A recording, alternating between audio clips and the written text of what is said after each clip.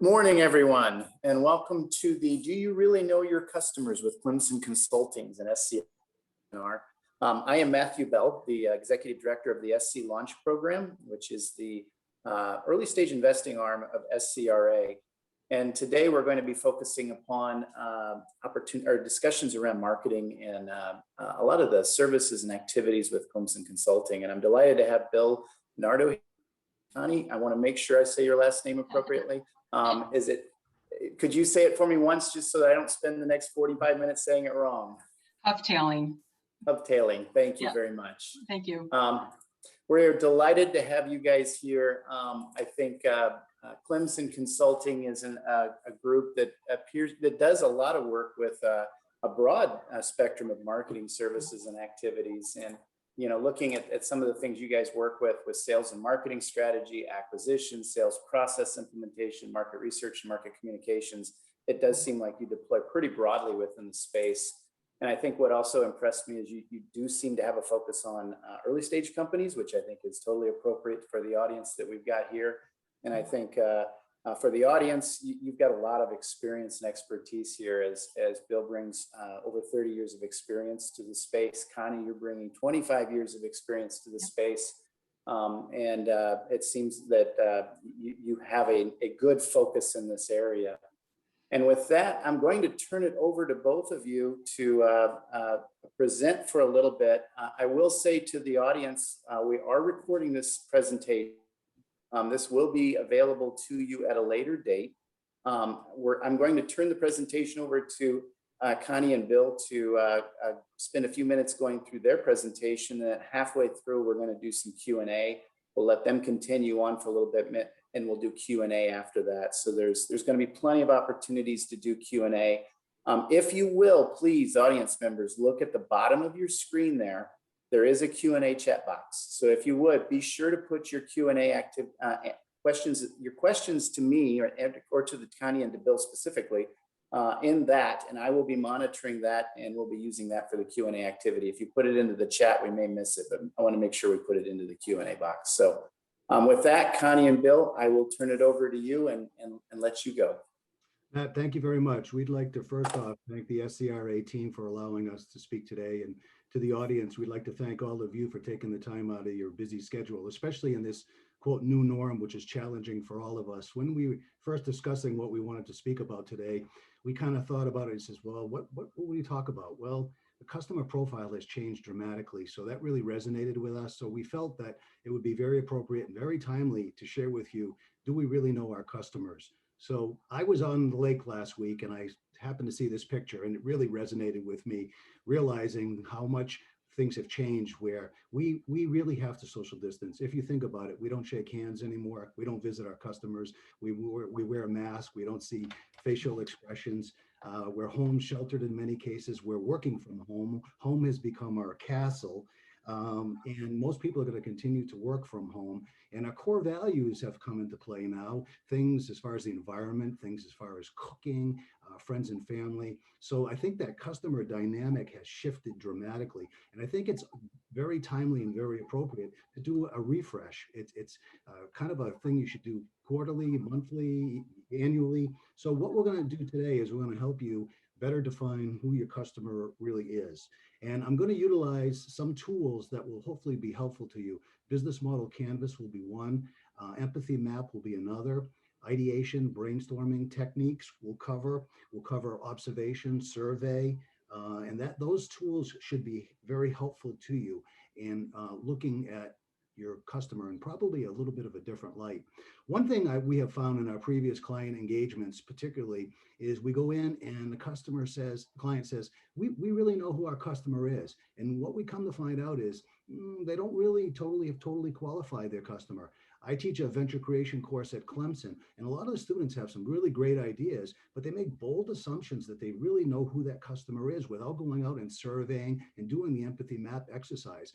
This is called confirmation bias. We're all guilty of it. What happens is we take our previous experiences and then we take them and we carry them forward into new ventures and we think that they apply. And sometimes they do, but especially today in this new norm, there's so many different changes that we really need to continue to refresh. And this is very true of many startup entrepreneurs. Hey, you've created a baby and you're going to protect it and you're going to nurture it. When we create it, we think, hey, I'm going to build it. They're going to come. My customers are going to come. My gut tells me that it'll be a great success and we cannot lose. You got to be careful. This could be a trap. Open up your mind a little bit. Encourage your colleagues, peers, family to give you feedback. Now, this can also be true of existing companies, and we have data to prove it. We know our customers. They love our products and services. Our sales team and our customer service people are telling us that. Our customers are telling that. And we have the proof. We have last quarter's sales data. It was great. Everything's good. And this can lead you into this false security that you don't need new product development. But as we've seen, certainly in the last 12 months, and I've seen over the course of my career, is everything changes. So be careful of that trap. And then look at your marketing plan. Is it adequate? And the word adequate, is that kind of average? Wouldn't you prefer it to be better than average? Of course you would, especially in these dynamic markets and our changing world. So this is the first tool I want to introduce to you. It's called the Business Model Canvas. What it does, it breaks down the 9 key elements of your business. This canvas is used by Fortune 500 companies, startup companies, mid-sized companies, and it's very good if you want to start a new business, you want to develop a new product line, or you want to modify or kind of tweak your business plan. Unfortunately, we don't have time today, but what we want to concentrate on is the first 2 segments, the customer segment. If you don't identify your customer properly, the rest of your business is fraught and in trouble. The second aspect of it is your value proposition. How strong is your value proposition, and does it dovetail into your customer segments? I would strongly recommend, for those of you who have interest in this, put together a cross-functional team in your company and get together, have a brainstorming session, sit down in a conference room, and go through these 9 elements. It's a very good exercise to do. So what we're going to talk about today is really customer insights. I call it the psychology of the customer, trying to get inside the customer's heads. In order to do that, we really need to understand the world that the customer lives in. We have to look at our business model through the customer eyes. So what is their environment? And what are their daily routines? What do they wake up in the morning? Or they commute to work? Well, these days they work from home. Maybe they don't go to the gym. Maybe they sit on their Peloton. What are their interests? Those kind of things. We have to follow the routines. What are their concerns? What is causing them angst? What are their aspirations and goals? And what do they value? Those are the important things we need to understand about our customer profile. So we have something called the empathy mode. And what it is, it's a human-centered design process. It really focuses on the physical and emotional needs of the customer. So what I always say, put yourself in the customer's shoes, and you need to profile. So what we do is we set up a situation case. The situation case is how our customer lives on a daily basis. And if you can determine that, you can set your business model accordingly. So what we boils down to is the customer have basic needs, and we've defined them as 3 basic needs. The first one would be hidden need. Hidden need is a latent need that they don't know they have. And I'll use a perfect example.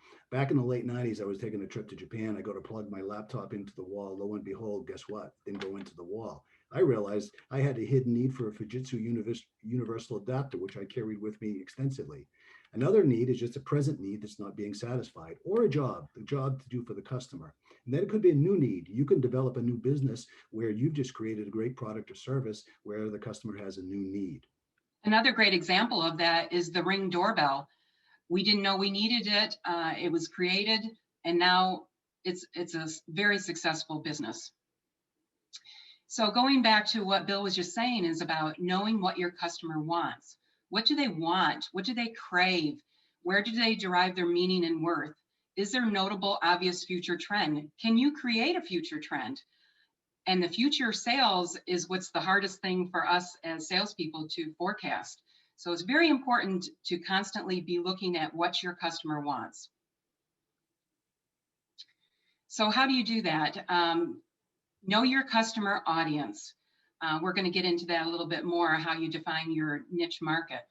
But listen to your people. Listen to what they're saying to you. Know how they're thinking about it and why they've come to that conclusion. Know why they're thinking it. Drill down a little bit. Onions have layers. Go ahead and start peeling them back. if at all possible, feel what they feel. We're all customers in our own lives, and we buy based on feelings and emotion most of the time. So these are the traditional, what we traditionally use for customer segmentation. We really look at geographically where they're located. And as you know, there's definitely a shift in this new norm. People are leaving the city and going to the burbs. So there's some geographic shift going on. Marital status, what's their education level, what channels to reach them. There are another changes going on now with social media. Social media has become really the new norm as far as channels to reach people. What is their income range? Most importantly, generation types. I deal a lot with Gen Zs at Clemson. My daughters are millennials. I'm a baby boomer. Each one of us have unique customer segment and characteristics that we need to pay attention to. So we use another tool, which I'm going to talk about. It's called the empathy map, and it's in the female gender. I don't know why they do that, but it's what does she see? What does she think and feel? What does she say and do? What does she hear? What kind of pains is she experiencing, and what kind of gains is she desire?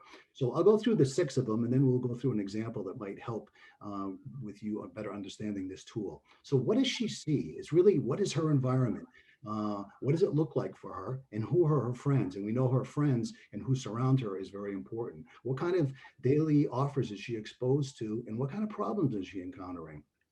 What does she hear? What do her friends say? What kind of media channels, and who actually influences her? We know today influencers are very, very powerful as far as consumer behavior patterns. What does she think and feel? That's a really tough one, because you're trying to get into her mind. What's important to her? What moves her? What does she worry about? What keeps her up at night? What are her dreams? What does she say and do? Another tricky one, because she may say one thing in public, but bottom line is in private, she may say something else, or she's thinking something else that be quite different. And what is the pain? What are her frustrations? What's causing her that angst? What's making her feel uncomfortable? What are the obstacles and hurdles that she's faced with? Now her gains. What is she looking to achieve? What's a measure of success? Some strategies that she might have to achieve her goals. So let's use an example. Let's say I have a financial planning business, and I use this because all of us at some point are going to be needing financial planning, or probably already have it. So I have this financial planning business, and I'm really trying to grow my business, and I want to tweak my marketing plan. So what do? I use the empathy map. So let's come up. We got Wendy Smith. We know her age. She's a baby boomer. We know her marital status. She's divorced. We know her income's 100K. And bottom line is she's looking for some retirement things. What is she seeing, and what does she think and feel? Man, I don't have enough money for savings, insecure. I got to win the lottery. I should have saved more. She's really feeling a lot of anxiety. What does she see? She sees those beautiful commercials of Pacific Life, MetLife, where people in retirement, they're traveling, spending time with their grandkids, enjoying their dogs. She sees her friends retiring, beautiful retirement communities, but she's unable to live uncomfortable. What does she hear? Well, those same dreaded words: plan ahead, cut expenses, save more. Those are tragic things for her. Now, what is she viewing? Probably Fox, CNN, local TV. She's probably reading periodicals, Gun and Garden, Family Circle, probably reading the newspaper, possibly. What does she say and do? She's probably telling her friends, I'm okay. But in reality, she's probably very fearful. She's living with a lot of deep anxiety. What is her pain? Can't save enough. She doesn't have the knowledge to how to get out of this hole, and she's lacking energy. She's 63 years old. She works hard. She's tired. So what is her gain? She wants to be financially independent. She wants to enjoy her golden years, life in retirement. So now we're the business. We provide financial services. How am I going to market to this particular demographic? So we've identified the market niche. It's customers that are going to retire in less than 15 years. They have a very specific need. So we need to develop a product for short-term 5 to 10 year plan that gives them the gains that they need to successfully transition to retirement. And we need to show a plan that provides a path mitigating anxiety and allowing these people to sleep at night.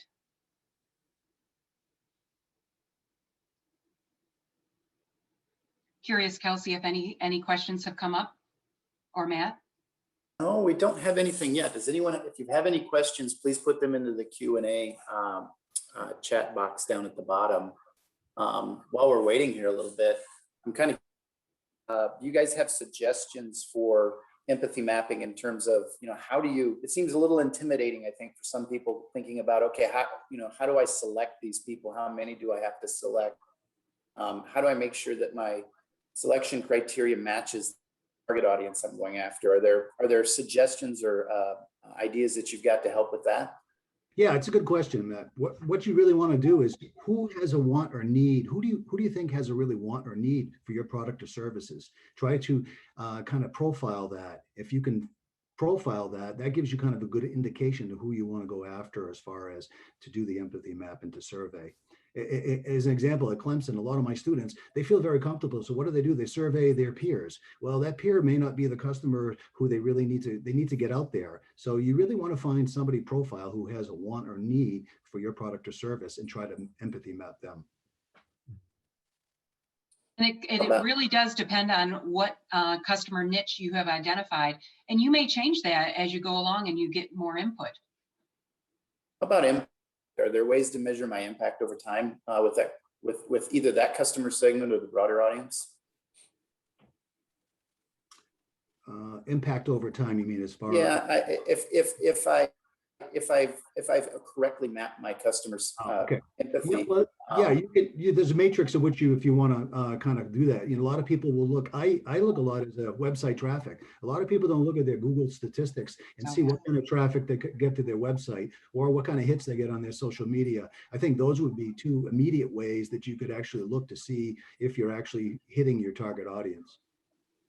Google Analytics is very powerful. Great data. And the purpose for make sure that you have predicted the right messaging to them and tracking that over time based upon the work that you're talking about. Right. And obviously the ultimate litmus test is, do you see an increase in inquiries? Do you see an increase in sales? I mean, that's really what your bottom line is. And if you can track that, which I'm sure everybody does. Yeah. Okay. We do not have questions from the panelists yet, or the audience yet that I see. So I'm going to turn it back over to you guys. We'll have question time at the end. Yeah. So now you've done this analysis and you have some data back.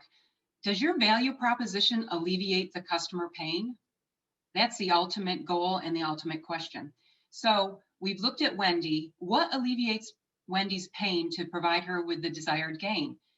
She needs a plan, a short-term plan, a 3 to 5 year working plan to provide additional income and savings opportunities. So we review her investment alternatives. Is there some investments that are going to give her bigger bang for her buck? Is she going to get better return for her investment? And then develop a customized retirement plan for her. And that probably will also suffice for that entire demographic. So what is the value proposition? Value proposition is really, it satisfies a want or need for a customer. It alleviates that pain and provides them with the desired gain that I was talking about. It really is truly the differentiator between you and your competitor. I look at the value proposition test is, does it get the customer out of their seat to take action? And if it does that, then you have a very strong value proposition and you've properly targeted your marketing program to hit them. This might tie things together nicely. If you look at the customer segment empathy map we talked about, you look at the customer and you look at the pain and the gain. If you look to the left, now you look at your value proposition. Those are your products or services that you offer. Does your value proposition provide pain relievers that are gain creators for that customer to satisfy that need or that job to be done? Let's use an example. Probably the men in the audience are familiar with Dollar Shave Club. Well, Dollar Shave Club obviously ships blades every monthly, high quality at good cost. So what is the job I have to be done? I want a good grooming. I want to look good. Well, I'm getting ready to go out at night. I have dull blades. I got to run down to the drugstore, the convenience store, and it's frustrating. And what are the gains? I want to save money and I want to look great. Well, Dollar Shave Club's products provide that. I have the blades there. They're high quality, good cost, and I'm always going to look good. Perfect example of a good value proposition. I want to move on, and I'll give you another one. Groton Biosystems was a biotech startup company that I founded, and what we were doing is online monitoring of bioreactors for monoclonal antibodies in E. coli. And we developed this online system, and I use that gentleman there as the invisible man. That, in many cases, a PhD degree scientist doing sampling on a bioreactor, maintaining sterility and not to breach. So very high paid and very infrequent sampling. we developed this automated sampling system where we could pull samples from as many as 16 bioreactors, automatically delivered to analytical instrumentation, HPLC systems, cell counters, and things of that nature. So very state-of-the-art type technology. So here's the thing, they presently could sample, say, 4 times a day. With our sampling system, they could sample real time, around the clock, 24/7. So when you look at it, what's the value proposition of this online monitoring? 24-hour sampling, reallocation of that labor. That high-priced person now could go and do other type work. You could improve your production. You could actually improve your design of experiments and process control parameters. So very strong value proposition. On top of that, what did we do? We went out and we used Allergan as a beta site who makes Botox. We used MIT to showcase our product. We used InBev in the brewing industry. And what we did was we basically had a very strong value proposition. By using that empathy map, we were able to ascertain that one of the concerns that these people had was they were concerned with this online monitoring, changing status quo, and would it be reliable? By going through the empathy map and by setting up those beta sites, we were able to show them, alleviate the pain, and create the gain that they desired. So that was a very good exercise for us. And then we altered our marketing plan specifically to fit those biotech customers. So another thing you can do from the empathy map is, once you gain that information, is go through an ideation process of brainstorming.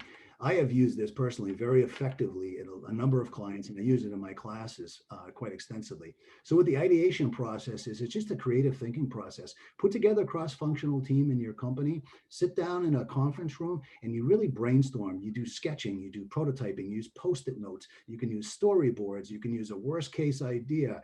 And what you do is you really define the problem, pick a facilitator, set an agenda, hold a session, and then you publish the results. And you might go through 2 or 3 iterations of this possibly. But some of the key ground rules that are most important is you defer judgment. There's no such thing as a foolish question. What you do is you throw stuff up against the wall and see what sticks. And what happens is, when sometimes throw something foolish, somebody comes up with a very creative idea. And what you want to do is, when you go into the session, you don't want to go in unprepared and wing it, because it destroys sometimes the team dynamics. So you want to stay focused. You want to go for quantity, not quality, because you want to basically throw as many ideas as you can. Keep it to 45 minutes, and it can be a very, very effective process. Another very simple one to do is, Matt was asking about your mapping and things. Go where your customer is, observe your customer, and see them in that environment, and just monitor. The second thing you can do is you can engage with them in that environment. You can ask them questions, see what they think, what they feel. That would really further help you. And then the third one, for those of you who watch Undercover Boss, you can actually become a customer or a participant. Very effective means. I spent a lot of time in my initial career immersed with customers because I was an applications engineer. I was right in their facility helping them solve critical problems. And that gave me valuable information to take back to the rest of the team and the sales team to modify our products or services and or our marketing plan. The other thing you can do is you can set up surveys, interviews. And a lot of people, and especially today with the new norm, it's very difficult to interview people, and people don't like to do it, but it's necessary. It's very important to really understand that environment of the customer. And the question structure is very important. So we'll get into some survey tips. Like most of us do not like to take surveys. So the most important takeaway is keep it short, 5-10 minutes maximum. I would try to limit it to 10 key questions. And then the questions, you want to make sure the questions are necessary. You want to make sure they're simple. I use the KISS, keep it simple, stupid. They're clear, they're precise. They're not 2-part, if, then this. They're not leading, so the person taking the survey knows what you're looking to ascertain from them. Make sure that you talk their language. Don't talk all technical jargon. Don't talk above them. Don't talk below them. And then don't use scales of 1, 5, 10. We know what those are, but in between, what's a 4? What's a 7? So I try to use moderately, extreme, very extreme, things of that nature, and avoid using grids and check boxes, because people tend to check the wrong boxes. So 2 types of surveys, qualitative and quantitative. I always look at qualitative first. Basically, what you want to do is ask a lot of open-ended questions, really try to find out what the customer's thinking and feeling. Once you've ascertained that, now you can go with the quantitative to develop some numbers to really substantiate those assumptions. That can be very powerful. And I guess the real takeaway I can tell you is test your survey before you implement it. Test it on your peers. Test it on a willing, favorable customer. See if it gives you the desired result you're looking for. That's one of the biggest failure people do is they don't test the survey first and foremost. Now, how in these times, delivery options, if you can't do it face to face, there's a number of online platforms you can use. Zoho Survey is one, SurveyMonkey, Google Forms. There's a number of them that can be very effective and probably not intrusive on the person. Obviously, primary data interviews, I think they're the best if you can interview people, but obviously in this new norm, it's typically not feasible. But you basically want to try to use different interview people. There again, try not to bias or skew the audience. And you got to be prepared for rejection because people really do not like to be interviewed. Now, one of the other things you can do is informally interview your customers. I used to keep kind of a standard 1 or 2, 3 questions that I asked every customer when I talked to them, and that gave me useful data too. Now, what do you do with that data? Now you've got all this data, and now you've got to look at your marketing plan to see, do I need to modify? Have I correctly, clearly stated my product or my service value proposition? Does it reach the proper audience? I've identified my customer niche. Am I reaching that customer niche? Is it the most cost-efficient plan to reach the properly defined customer base? Hey, cash is king. Bill and I talk about this a lot. When you're starting a company, cash is tight and cash is king. So be very efficient with what you're doing. Yeah, I tell a lot of my students that cash is more important than their mother, and they they may or may not agree depending on the day. Now, the basics that we've all probably been in tune with is the 4 P's of marketing: product, price, promotion, and place. Your product is or service is critically important, and it may need to be modified. You may discover a value proposition that you weren't aware of. You may need to add features. Your price: are you leaving money on the table, or are you outpricing the market? And well, I don't know if we talked about it yet, but supply chain can influence that as well. Promotion: this is huge, and Bill has alluded to it. Social media, YouTube, websites, these are the ways, and even smartphones. My mother's 78 and she has a smartphone, and she's looking at apps all the time and being notified by different potential suppliers of products or services. So be very aware of that. And search engine optimization is really important. Everybody Google searches, everybody does it.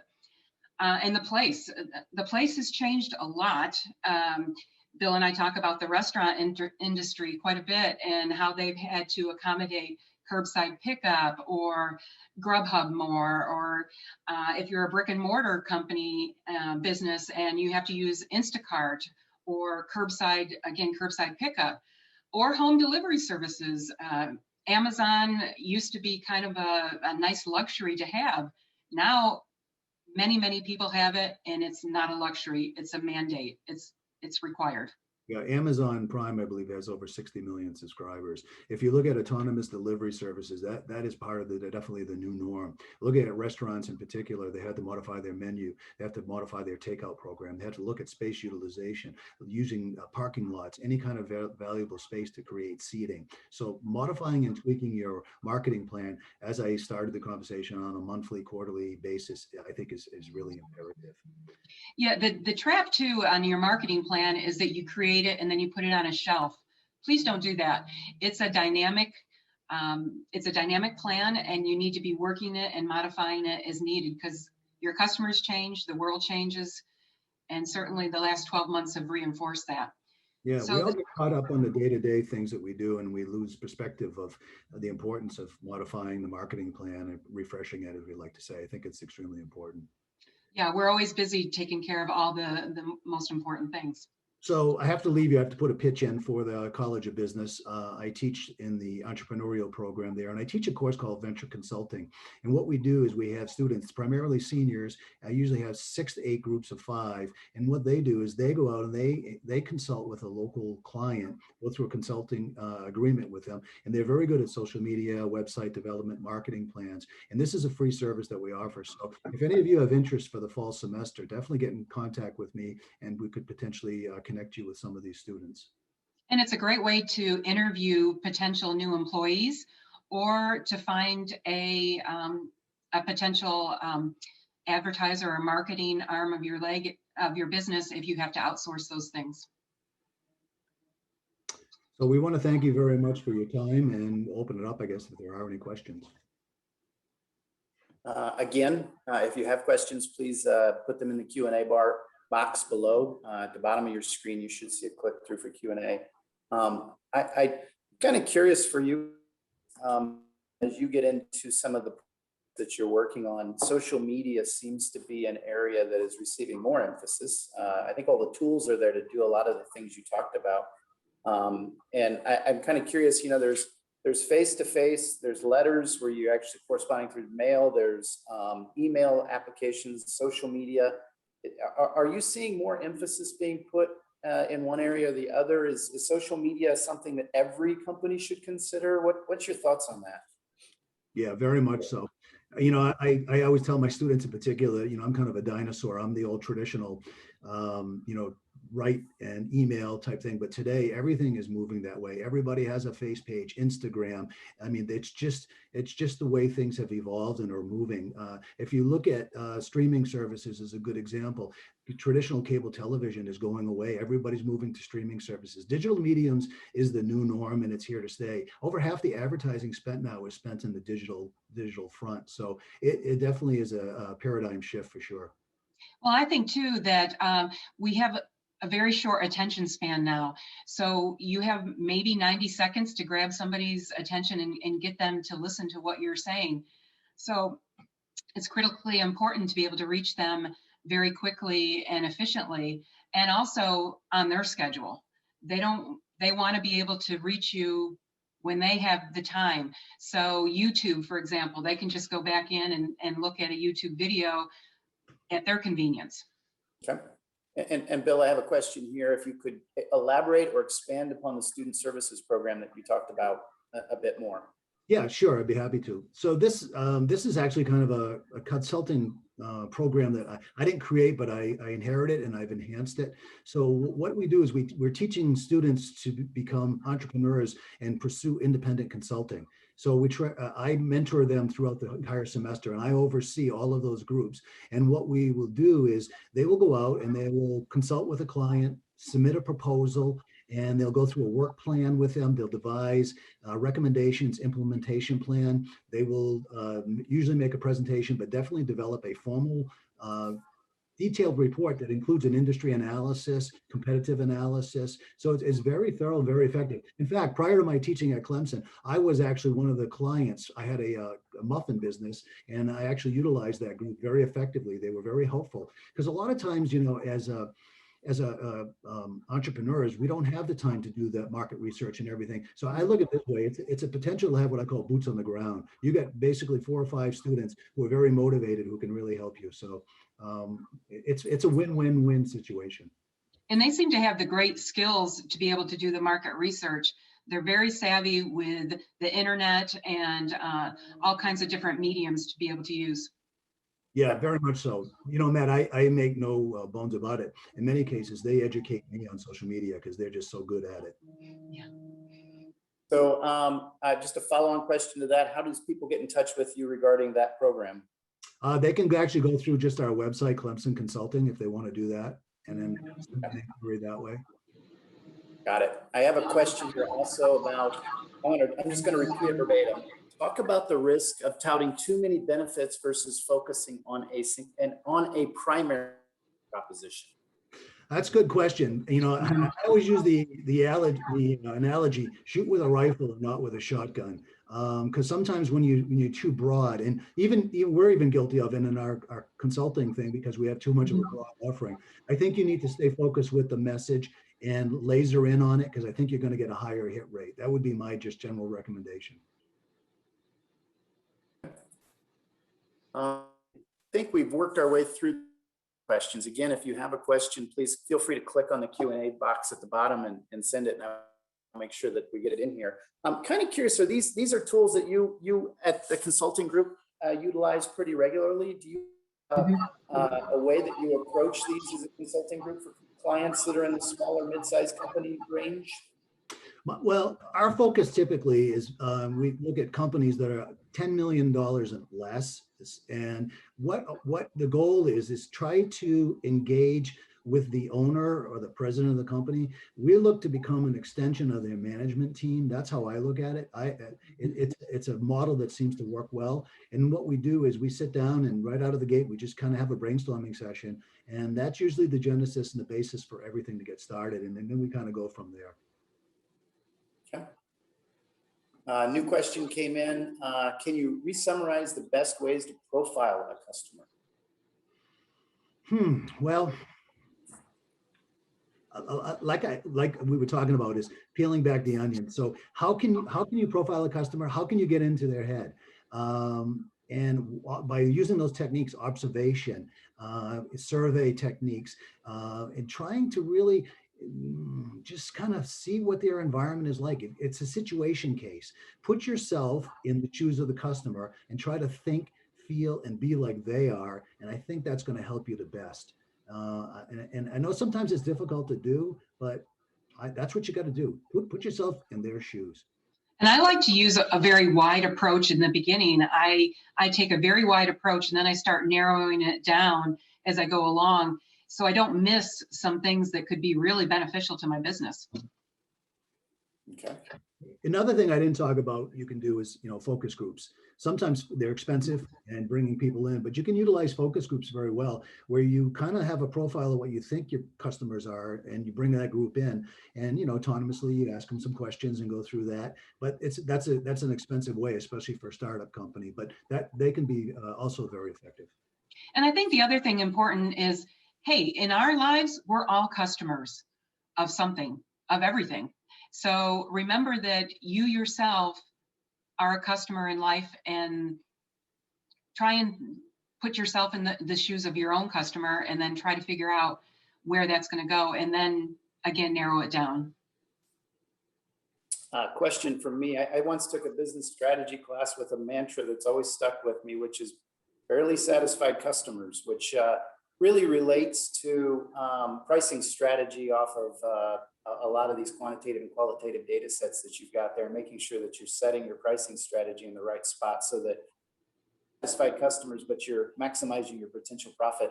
Is that something, could you relate to that a little bit more? Yeah, that's a very difficult question. I always look at pricing as really what the market will bear. I mean, it's, you can go through all the analytics, you can do all the detailed analysis in the world, but at the end of the day, the true litmus test is what's the market want to pay? I used to have I ran a company, and we could make it for X, but the customer only wanted to pay Y. Well, we had to find a way to make it for Y and not for X. So I think that's just how it flows to me. I don't know. Yeah, I've always looked at value. What value am I bringing to the customer, and can I bring more value so I can substantiate a higher price? Pricing is probably one of the hardest things, other than forecasting the future.